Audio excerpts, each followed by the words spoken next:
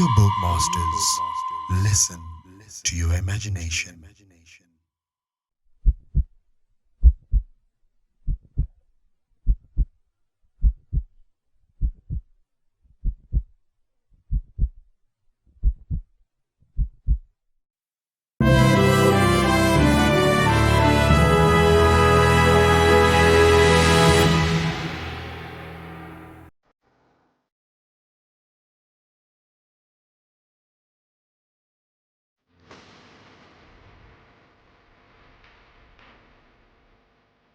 Hello, and welcome to Africa, this enormous and astonishing continent. South Africa, to be more precise, just a short drive outside Johannesburg. And I'm here to talk to a remarkable man, Credo Mutwa. When I first came to South Africa about 18 months ago, within 2 or 3 days, I was introduced to Credo Mutwa. I'd never heard of him at the time, but from the moment I met him, I didn't stop listening and he didn't stop talking for at least 5 hours. And within the first few minutes, I realized I wasn't just in the presence here of a man of great knowledge, and he's certainly that. I was in the presence of a genius, a unique human being. And Credo Mutwa is without doubt the most incredible man it has been my honor to meet. Credo is what some people around the world call a shaman, and some deeply, deeply ignorant people call a witch doctor. And to give him his official title, he's a Sanusi in the Zulu nation. Sanusi is the carrier, the keeper of the ancient knowledge of so much, including the ancient knowledge of history of Africa, where all this came from, where the people came, what the truth of history is, instead of the largely nonsensical version of history that we get through the universities and the schools. The very, very well-educated professors in that. There are only 2 Sanusis left in South Africa. Credo is one. And that's terrifying, because it means the true version of the history of this country is gone. Being lost to this official nonsense that we're told is history, but it's absolute garbage. History is being rewritten, and the people who can put that history together again are going out of this world as they age and not recover. So you're about to have, as I had, the enormous privilege of hearing this man talk and seeing his knowledge preserved for as long as the electronic medium exists. He is the official storyteller and keeper of the history, the knowledge of the Zulu people. But you know, knowledge is a very dangerous thing when you're trying to hold people down into a mind prison, you're trying to manipulate them, you're trying to control them. And so people like Credo Mutwa, who have the knowledge to rewrite history and therefore rewrite the present, they are very dangerous people to those that wish to control and suppress. This man has had endless threats to his life, endless attempts on his life, right up to the last few days. And he has upset the hierarchy of his own people as much as he's upset those others in other cultures and other races that wish also to suppress the truth for reasons of preserving their own religious domination or keeping people in ignorance. And so I've come here to talk to Credo at length about many things. And this is a series of unique videos with a unique man. And what we're going to start out with is to concentrate on a bizarre story. An off-the-wall story, you would think, but one which he is confirming at every turn from his own background, his own unique knowledge of this continent. Over the last few years, as I've been trying to uncover how the world's controlled by a few people, which it is, and who those people are, it has emerged from my research that bizarre as it may seem, a reptilian race from another world, interbred with humanity in the far ancient world, creating hybrid crossbreed bloodlines. You see references to these in the Old Testament and into endless of the ancient texts. In the Old Testament, it talks about the sons of God, which in the original is sons of the gods, plural, interbreeding with the daughters of men to create the hybrid race, the Nephilim. These gods were the literal gods of the ancient people. And they used to sacrifice people literally to the gods. And these crossbreed bloodlines, as ancient accounts tell around the world, were put into the positions of ruling royal power in the ancient world.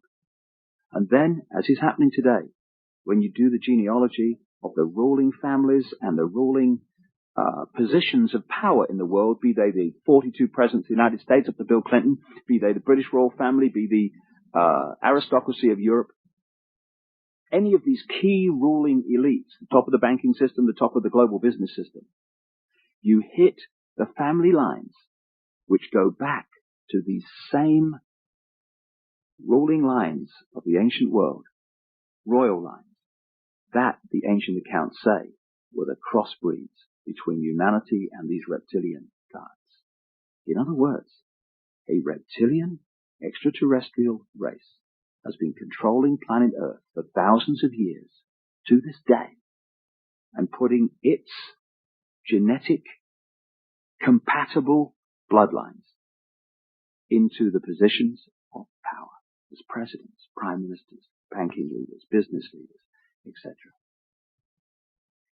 And this explains so many things, where we get the divine right of kings from, the divine right to rule because of the bloodline, the genetics. Why these ruling families of the aristocracy and the royal families have always incessantly interbred with each other, just as the Eastern establishment families of the United States do, that produce so many presidents and banking leaders and administrators of government in the United States. And astonishingly, bizarre as I keep saying, and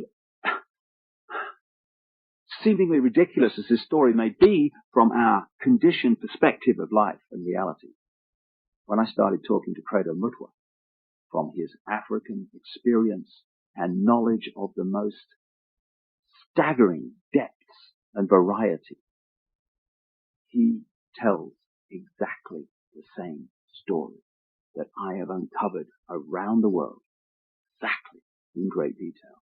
And if Africa and the world is ever going to be free, and we are, then they have to listen to this man. And they have to listen now. I started out by talking to Credo about the origin of the knowledge that he is about to share with us for the first time in so many cases. Because this is the knowledge that only initiates normally get. But as Credo says, the world needs to know this. And so, this is a unique video. And this is a unique man.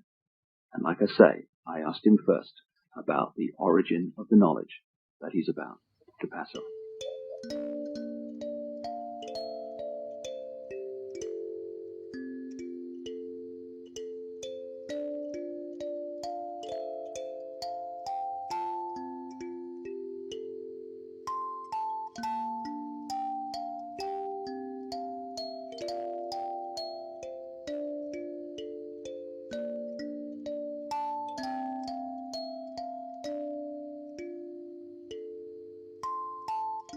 When the white man started destroying our religion, when he started demonizing our gods, when he started ridiculing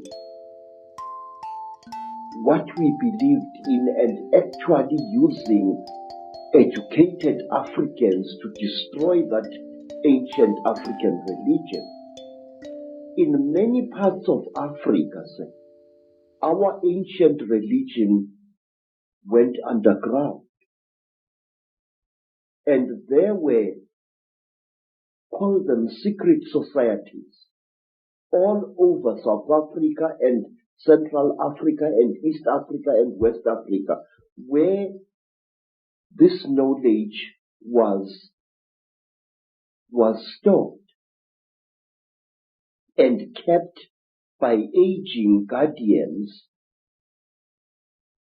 many of whom did not know that in other parts of the land there were other guardians who were doing exactly as they were doing. Now, when I first became a Sangom, I was already, say, a person of education. I had entered school as a child of 14 years, and when I became a Sangom, I was a youth of 16 years. And what my aunt and my grandfather, as well as my maternal grandmother, taught me, shook me to the core of my soul. I found that the mission schools had been teaching me lies about my people all along. Missionaries had told us as children that the only light came to Africa with white people, that before the white men came, we black people had no idea about God. We had no belief in a life after death, and that our people were just a race of savages who used to lie around in the sun, womanize, fight, and drink beer every day. I was suddenly awakened to the fact that Africans had in fact been far greater intellectually than the missionaries were willing to give them credit for. That, like the white men, we had astrology, astronomy, we had surgery. In fact, I found that Zulu surgeons in the early years of the 19th century and the 18th century and even beyond could perform operations which white surgeons were not capable of operating. And the more I learned about my people, the more I wanted to learn. And when my initiation under my aunt Mina and my grandfather Zigo had ended, I wanted to know more and more and more. And sometimes I had to pay a ghastly price in order to gain this knowledge. My own researches around the world has certainly focused in on the fact that there is a force not of this world, shall we say, that is the common theme. What is your experience and your knowledge of an extraterrestrial involvement in the history of Africa?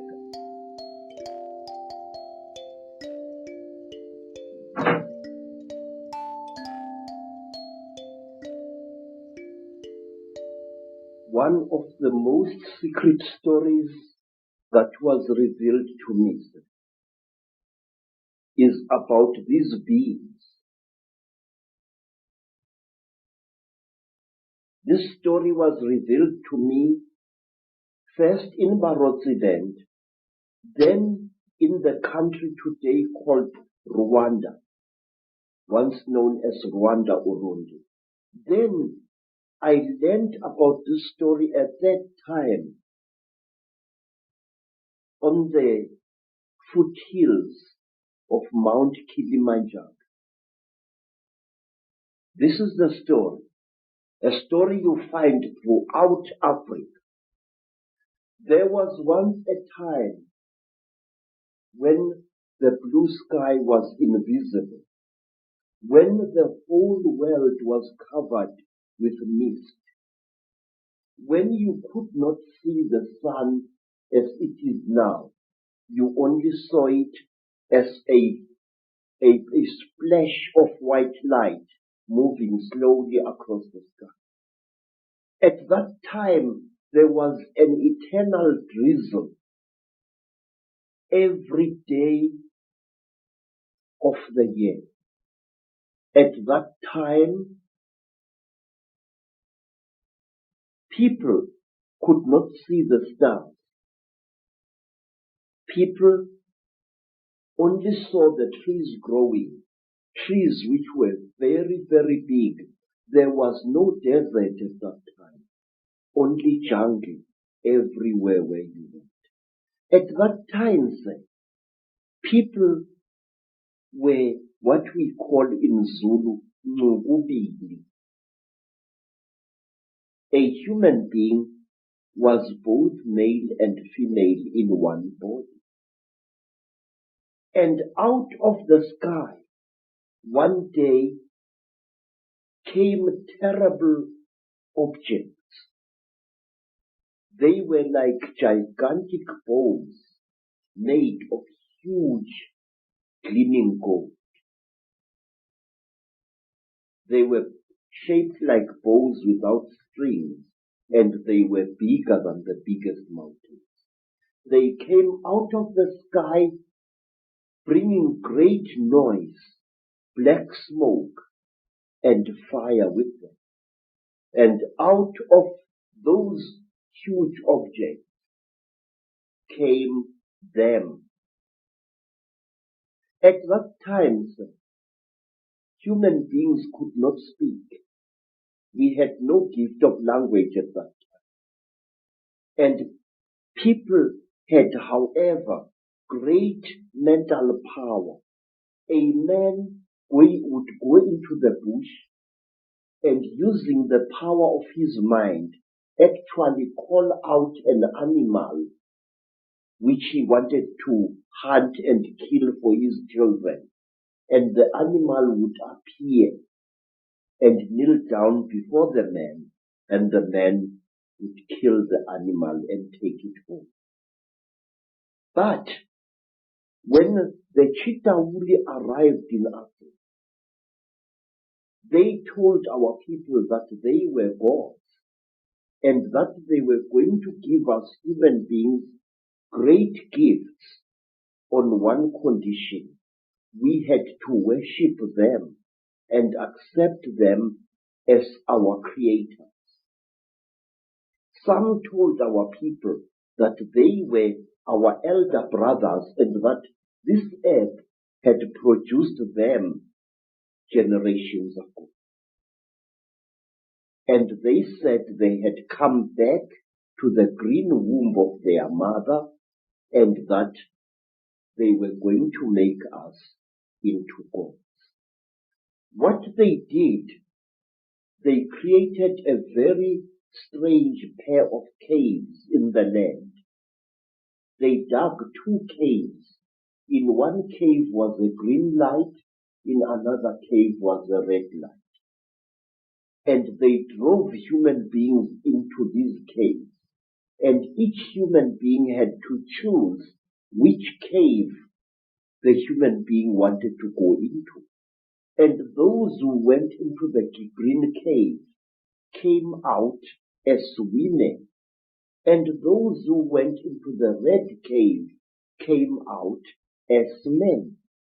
And then the talkers, the Chitauri, told our people that now they were perfect. But the moment the first men saw the first women, a terrible row erupted. The women hated the men because they looked between their legs and they saw what they thought were snakes dangling between the legs of the men. And the men hated the women because they looked on their chests and they saw these big things. What they were, they did not know. And then the Chitauri laughed. It was to them a very, very big joke. And then the Chitauri said, if you serve us, you wretched little human beings, we are going to make you into gods. And the human beings agreed to serve the Chitauri. And the Chitauri gave human beings a second gift, the gift of language. People started talking with their tongues where they had talked with their minds before. And there was a big rubbish starting again, because this man did not know the language of that man. And when this man greeted that man, this man thought that he was being insulted, and so a lot of murder and culpable homicide started taking place all over the world. When our people were given language, they found to their horror that they had lost much of their mental powers. They had paid a terrible price. But the Chitauri were now the masters of human beings. They made them, the human beings, to go into holes in the ground and to mine metal, gold, copper, tin, all kinds of metal. The Chitauri forced our people to mine. And the people were very unhappy because they couldn't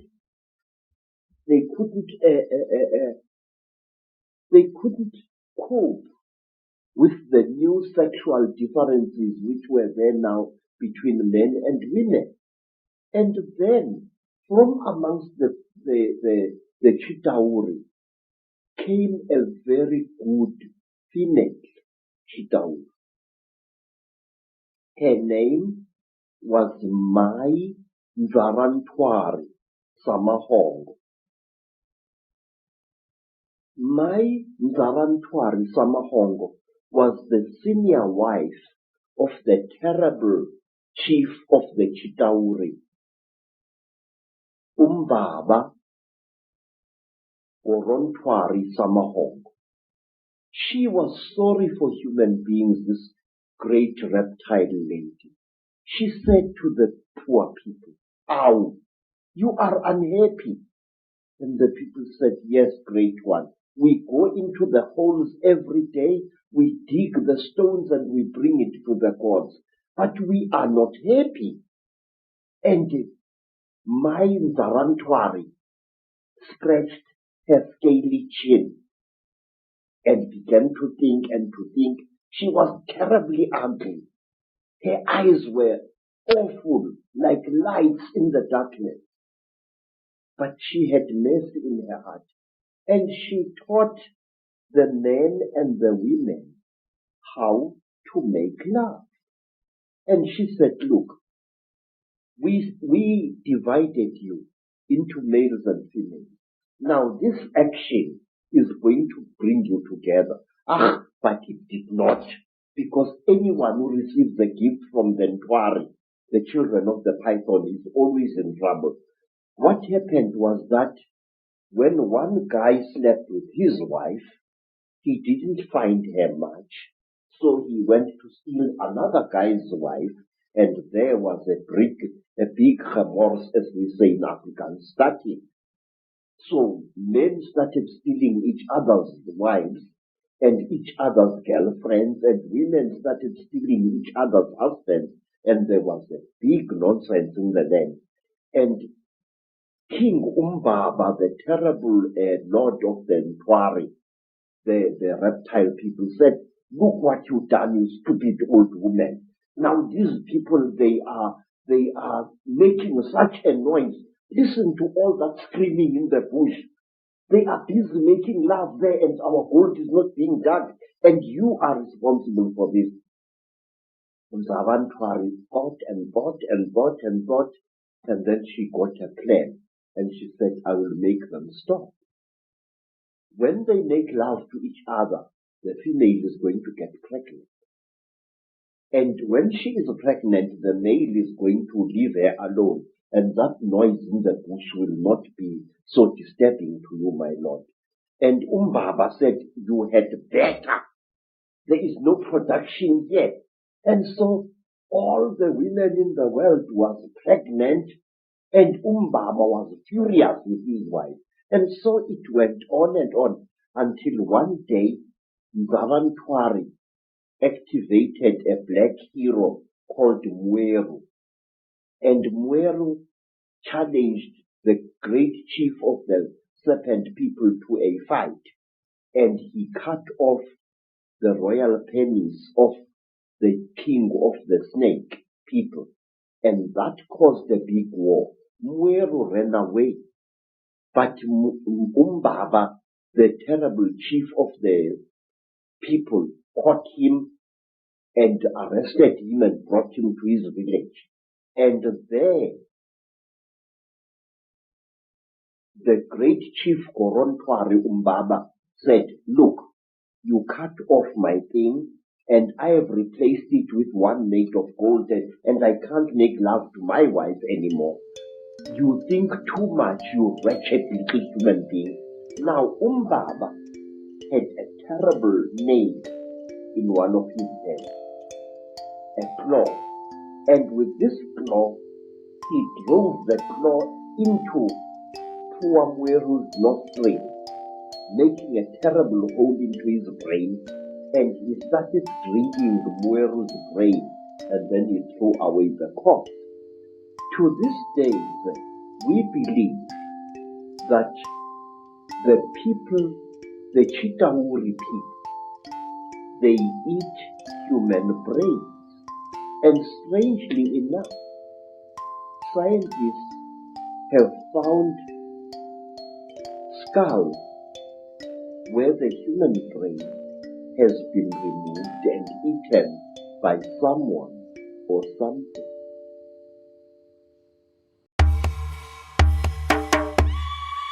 Audiobook Masters. Listen to your imagination.